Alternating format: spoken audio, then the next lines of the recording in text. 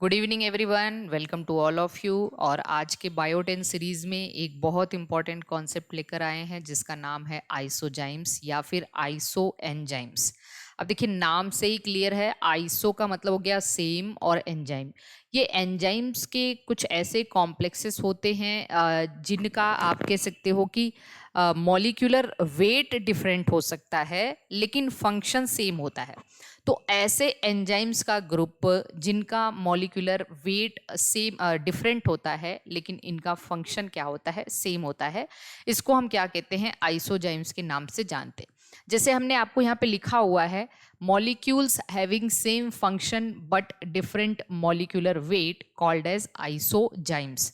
For example हम आपको बताएं कि एक एंजाइम है जिसका नाम है लैक्टेट डीहाइड्रोजिनेज एंजाइम। आप सभी ने कहीं ना कहीं इस एंजाइम का नाम सुना होगा, लैक्टेट डीहाइड्रोजिनेज एंजाइम। जब हम लैक्टिक एसिड या हम कह सकते हैं जब हम लैक्टिक एसिड फर्मेंटेशन पढ़ते हैं, लैक्टिक एसिड फर्मेंटेशन आपने पढ़ा होगा, ठीक है। तो लैक्टिक एसिड फर्मेंटेशन में हम लोग देखते हैं कि ग्लूकोज किस में चेंज हो जाता है, ग्लूकोज पायरुविक एसिड में चेंज होता है। और पायरुविक एसिड को अगर ऑक्सीजन कंडीशन नहीं मिलती है तो ऑक्सीजन की एब्सेंस में ये दो पाथवे अडॉप्ट कर लेता है, चाहे वो एल्कोहलिक फर्मेंटेशन में चला जाता है या फिर लैक्टिक एसिड फर्मेंटेशन में चला जाता है। तो फर्मेंटेशन के लिए हम आपको आपने पढ़ा होगा कि जो लैक्टिक एसिड फर्मेंटेशन होता है तो यहाँ पे पायरुविक एसिड किस में चेंज होता है, लैक्टिक एसिड में चेंज होता है।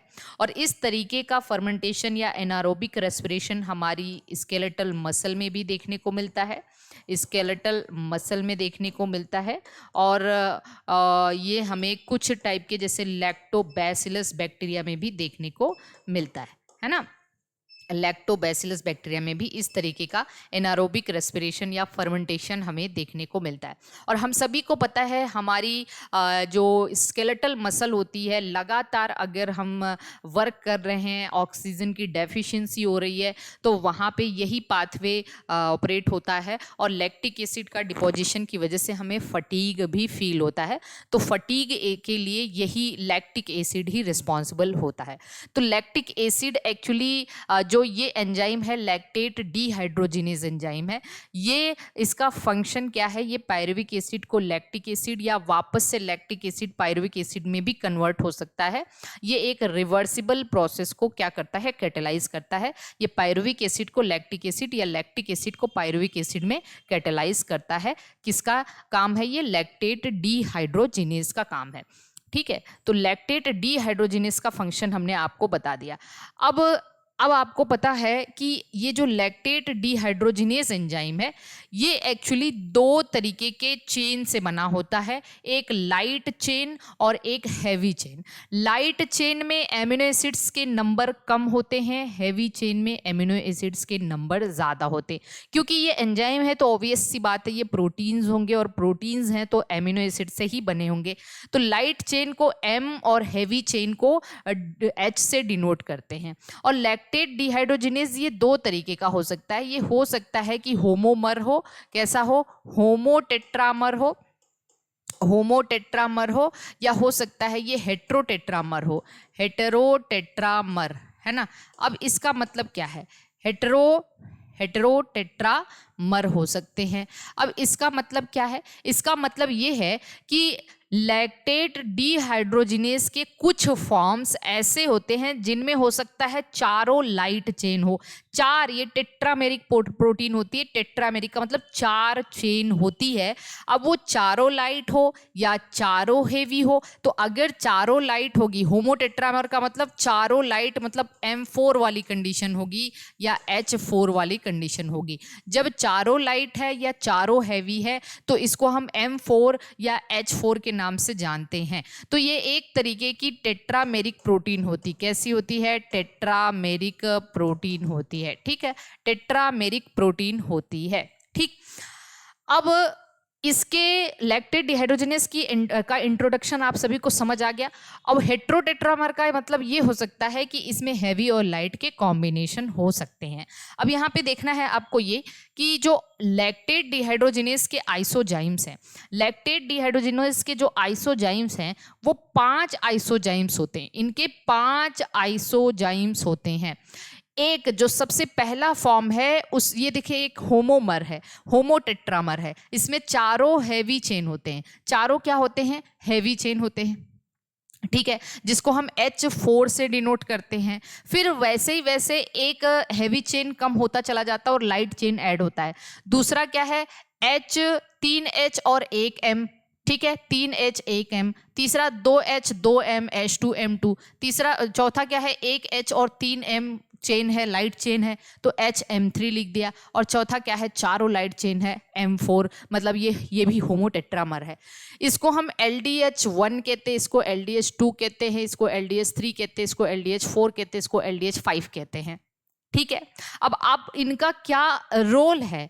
सबका रोल मतलब ये 5 आइसोजाइम्स हैं लैक्टेट डिहाइड्रोजिनेस के, और सबका रोल पाइरुविक एसिड को लैक्टिक एसिड में कन्वर्ट करना है। अब देखो सबका मॉलिक्यूलर, सबसे हाईएस्ट मॉलिक्यूलर वेट किसका होगा? सबसे हाईएस्ट मॉलिक्यूलर वेट इसका होगा। तो मॉलिक्यूलर वेट के बेसिस पे, और सबसे लोएस्ट मॉलिक्यूलर वेट किसका होगा? तो सबसे लोएस्ट मॉलिक्यूलर वेट इसका होगा, जो सबसे लाइट चेन जिसमें सारी हैं, है ना। तो मॉलिक्यूलर वेट के बेसिस पे ये डिक्रीजिंग ऑर्डर में क्या है? अरेंज है। फिर जितने हैवी चेन कम होते जाएंगे उनका मॉलिक्यूलर वेट वैसे ही घटता चला जाएगा। अब देखो मॉलिक्यूलर वेट डिफरेंट है क्योंकि यहाँ पे चेन का जो आप कह सकते हैं अरेंजमेंट है वो डिफरेंट है, लेकिन फंक्शन सबका सेम है। सब lactic acid pyruvic acid, pyruvic acid lactic acid, लेकिन लोकेशन अलग है इनकी। लोकेशन अलग का मतलब ये जो LDH1 है पहला फॉर्म, ये हार्ट के अंदर है। दूसरा RES का मतलब reticulo endothelial system, reticulo endothelial system, endothelial system, ठीक है। तीसरा कहाँ पे है? लंग्स में है। चौथा किडनी और प्लासेंटा में है। पांचवा लीवर और मसल में। ये आपको एग्जैक्टली ऐसे भी पूछा जा सकता है कि LDH का फॉर्म कहाँ पे कौन कहाँ है। तो आपको एक छोटा सा तरीका याद करने का बताते हैं। जब हम पढ़ा करते थे तो हम इसको ऐसे ही याद करते थे कि दिल की रेस, ठीक है ना, दिल की रेस निकल कर पहले लंग्स को आई, फिर किडनी को गई। अब देखो दिल सबसे ऊपर है, फिर लंग्स है ना, लंग्स है, लंग्स तो दिल मतलब आप कार्डियक नॉच में ही हार्ट है। तो दिल की रेस का मतलब हो गया रेटिकुलो एंडोथेलियल सिस्टम। दिल की रेस फिर कहाँ आई? लंग्स तक आई। लंग्स के बाद फिर उसके नीचे क्या है? किडनी है, किडनी एंड प्लासेंटा है फिर तो, और फिर लास्ट में लीवर और मसल में खत्म हुई। तो दिल की रेस कहाँ से निकली? दिल की रेस आप कह सकते, दिल मतलब हार्ट सबसे पहले, फिर रेस मतलब रेटिकुलो एंडोथेलियल सिस्टम, फिर लंग्स को आई, लंग्स से फिर किडनी एंड प्लासेंटा, और प्लासेंटा एंड किडनी के बाद लीवर एंड मसल। तो ये आप पांचों इस तरीके से इसको याद कर सकते हैं, ठीक है। तो ये बात, ये कहानी सभी को समझ आई। आइसोजाइम, तो लैक्टेट डिहाइड्रोजिनेस के 5 आइसोजाइम है। इसी तरीके से एक और एग्जाम्पल है हेक्सोकाइनेज एंड ग्लूकोकाइनेज। देखिए हेक्सोकाइनेज एंड ग्लूकोकाइनेज भी एक दूसरे के आइसोजाइम है। हेक्सोकाइनेज तो हर कोई जानता होगा कि ग्लाइकोलिसिस के सबसे पहले स्टेप का एंजाइम है हेक्सोकाइनेज, जिसमें ग्लूकोज को ग्लूकोज 6 फॉस्फेट में तोड़ा जाता है, और ये हेक्सोकाइनेज ये काम करता है। हर एक सेल में ये जब ग्लूकोज को ग्लूकोज 6 फॉस्फेट में कन्वर्ट किया जाता है तो पहला एंजाइम हेक्सोकाइनेज होता है, except beta cell of pancreas and hepatocyte.